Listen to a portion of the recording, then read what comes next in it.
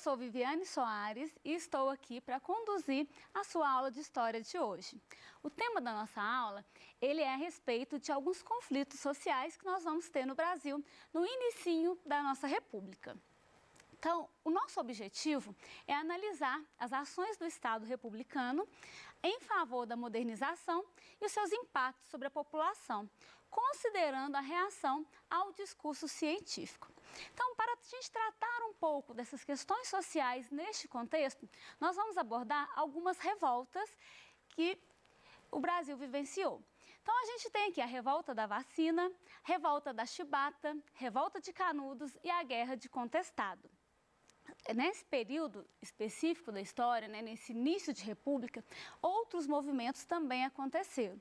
Nós vamos tratar destes aqui nessa aula e numa outra oportunidade falaremos de outros conflitos, de outras reações ao governo republicano nesse mesmo contexto. Conceituando, a gente vai falar de Primeira República. Quando eu falo de Primeira República, eu estou tratando de qual período? Estou falando daqueles momentos iniciais, no comecinho da República, que vai lá de 1889 até o ano de 1930. Para contextualizar, o que acontecia no Brasil nesse período? Como é que estava o Brasil? De que a gente está falando, Como é que era essa república aí? Então, primeiramente, a gente pensar que é um período caracterizado por grande poder por parte dos coronéis. Quem são esses coronéis?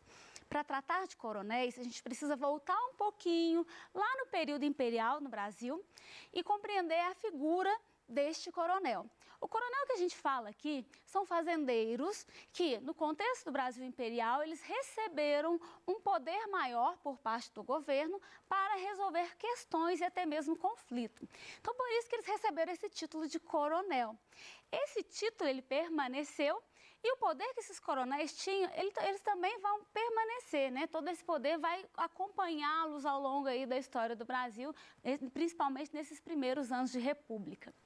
Então, quais as características desse início aí? A ausência de uma justiça eleitoral, então é um contexto em que você não tem uma fiscalização legal aí a respeito das eleições. A gente tem uma prática que era muito comum, que é a troca de favores, A pessoa dá algum presentinho, dá alguma coisa para garantir que o voto de uma pessoa seja um determinado candidato. Essa troca de favores, ela se torna mais forte ainda em virtude da ausência dessa justiça eleitoral.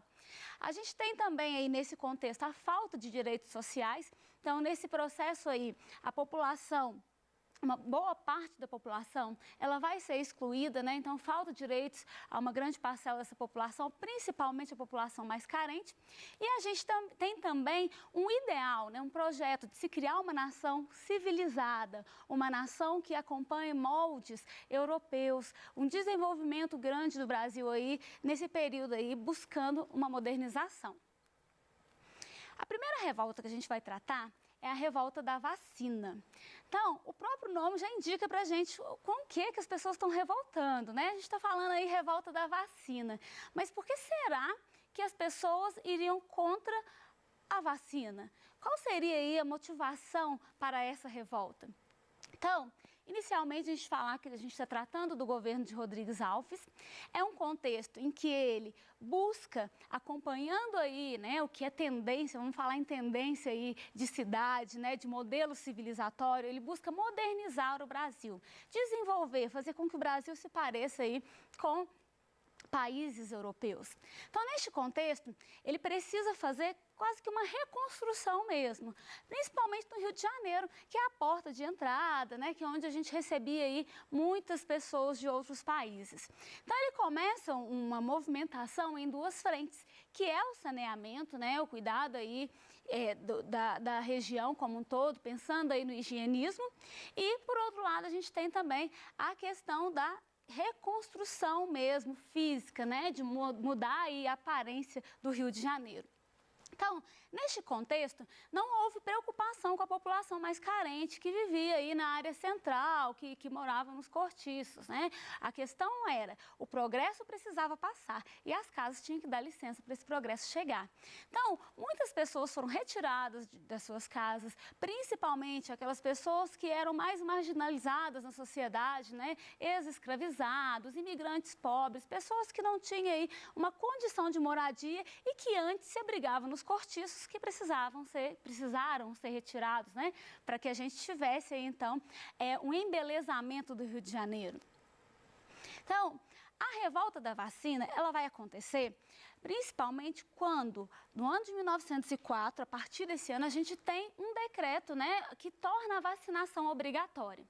Vacinar, nesse contexto, era muito importante porque o Brasil, ele passava por questões urbanas, né, relacionadas à falta de higiene, à falta de saneamento, e tudo isso fazia com que as epidemias se disseminassem cada vez mais.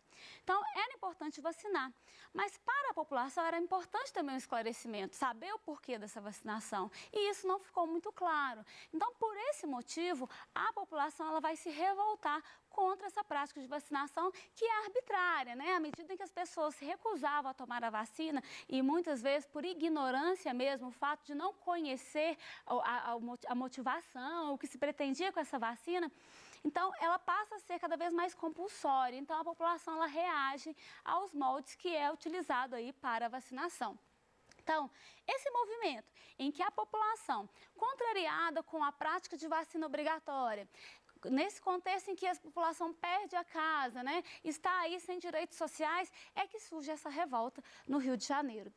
Então, durante alguns dias, a população, ela atacou monumentos, derrubou bondes, atacou, inclusive, profissionais da saúde, né? E esse movimento aí, ele gerou uma preocupação muito grande do governo, porque parecia uma guerra civil.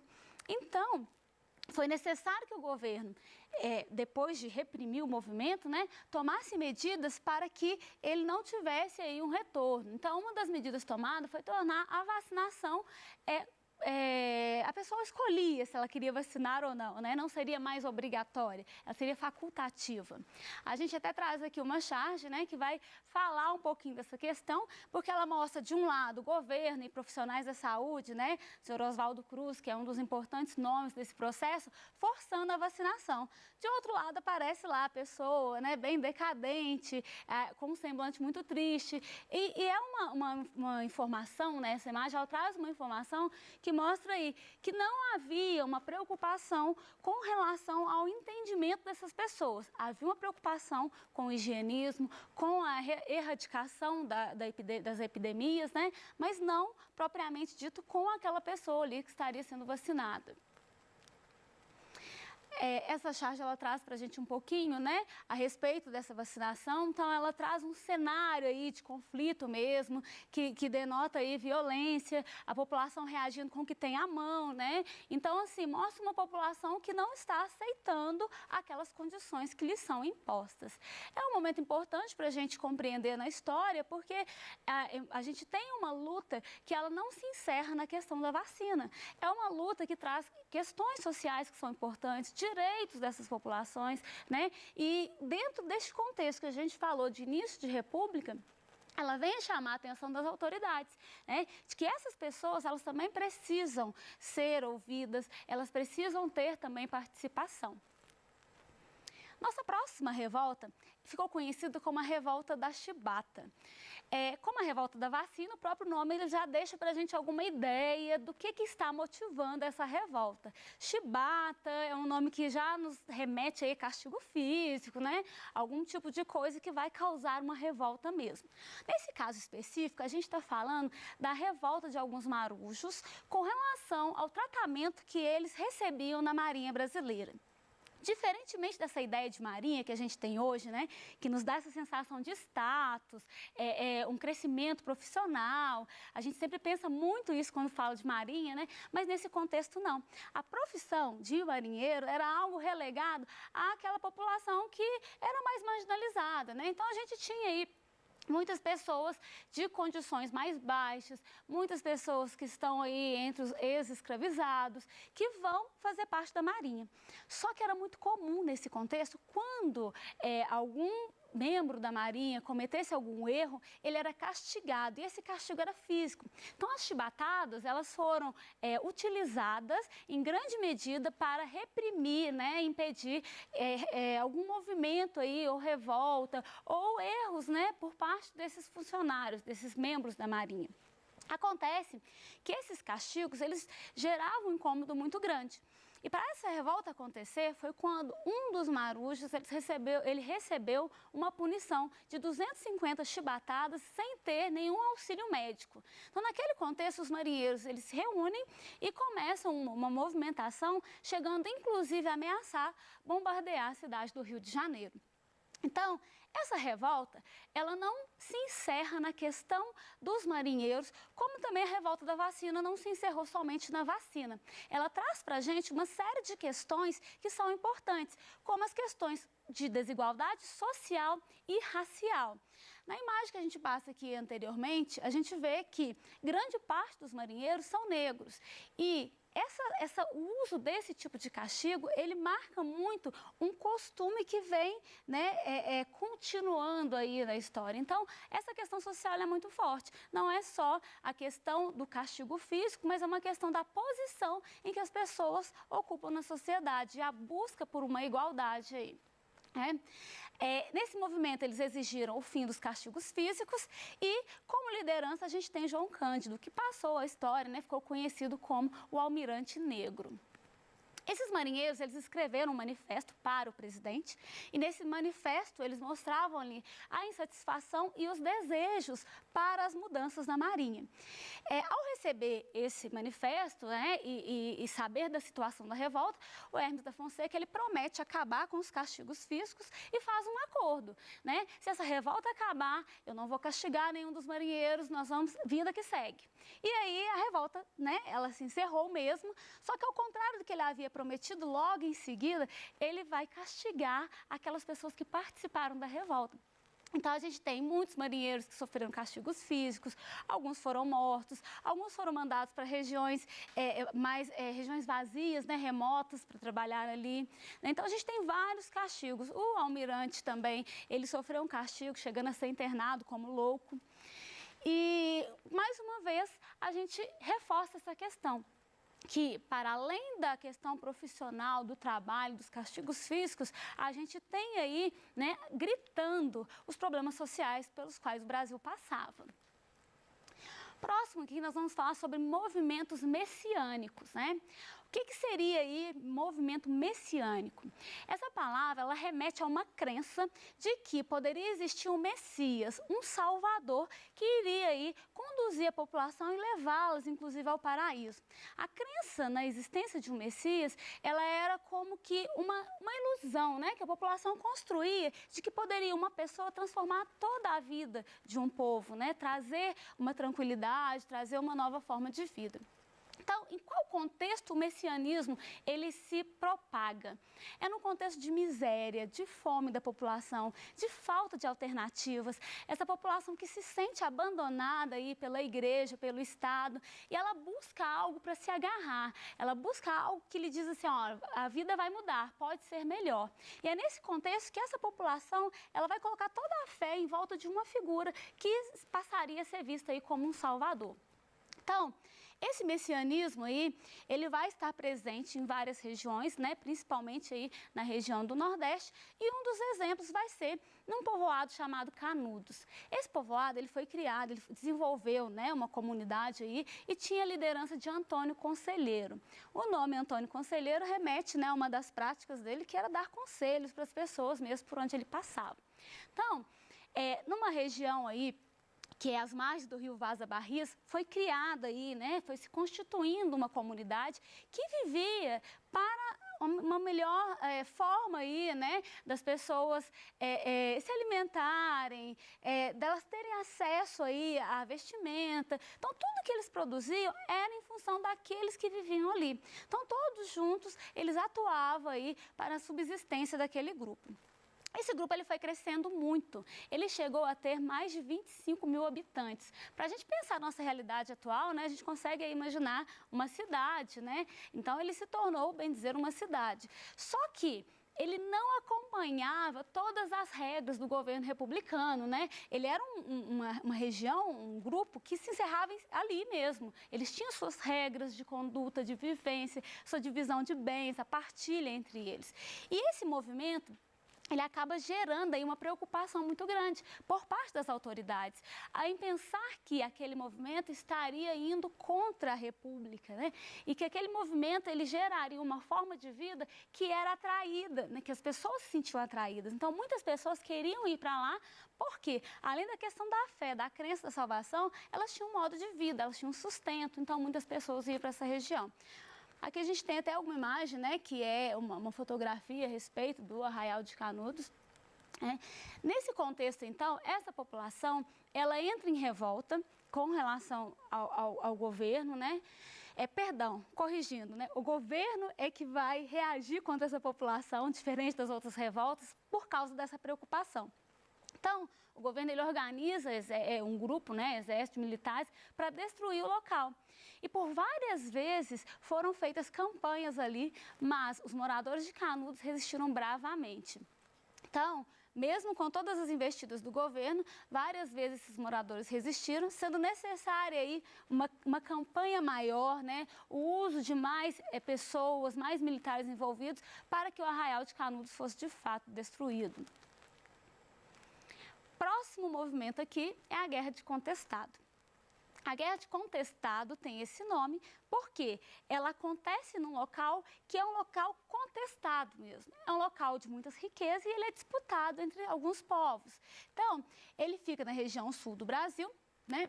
E esses povos que viviam ali eram povos que tomavam posse da terra, povos que trabalharam na construção de uma grande ferrovia e que depois eles não tinham para onde ir.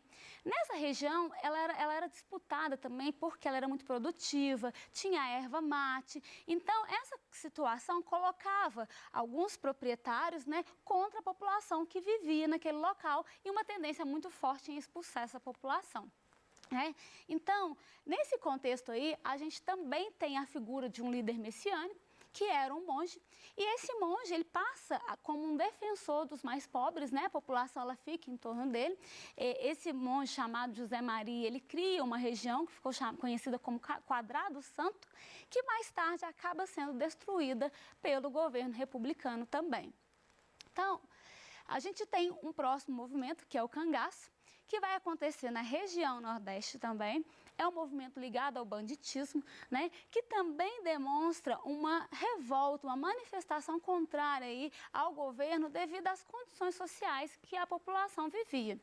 Então, foi uma forma de protesto diante dessas injustiças. A gente tem aí uma grande insatisfação, principalmente com relação ao poderio de terras. Alguns tinham muita terra e outros não tinham nada, né? E esse movimento, ele se articulou muito na figura de um cangaceiro que é o Virgulino Lampião. O Lampião ficou muito conhecido na história por sua atuação e a gente tem vários discursos em torno da pessoa, da figura dele, né? De um lado, um sanguinário, violento, né? E de outro lado, uma pessoa que ajudava os mais pobres, que tirava dos ricos e distribuía entre os mais pobres. Bom, aqui a gente tem a figura do Lampião. E para a gente aí encerrar, né, a respeito do Lampião, compreender que o cangaço ele durou muito tempo, foi no governo de Getúlio Vargas aí que a gente vai ter uma grande campanha para acabar com esse movimento. Bom, para a gente consolidar o que foi falado a respeito de todos esses movimentos, eu trouxe aqui um quadro que você pode fazer em casa, preenchendo aí a respeito das características principais, né? Já que a gente falou de vários movimentos, é difícil a gente, né, compreender todos, guardar todos, mas com esse quadro a gente consegue sintetizar algumas ideias principais em torno dos movimentos tratados na aula de hoje. Temos aqui também uma questão, né, que é a respeito aí da Guerra de Canudos, em que fala, olha, as mulheres de Canudos guerreiam com água quente, os meninos com pedradas fazem voltar muita gente. A partir desse poema, a gente entender, né, uma trova, entender o conflito que aconteceu nessa região e qual é a característica principal dele. Então, a gente tem lá a letra A, participação popular desvinculada da organização de um exército e de defesa. Letra B, o impedimento do uso de armas de fogo com instrumento de defesa. Letra C, a reação militar centrada nas mulheres e crianças. E a letra D, resistência baseada na organização comunitária. Como resposta, a gente tem, né, a letra D, resistência baseada na organização comunitária, uma vez que se refere aí à participação das mulheres e das crianças. A nossa aula se encerra aqui e na próxima aula a gente vai analisar um pouco sobre a economia do Brasil República. Até lá!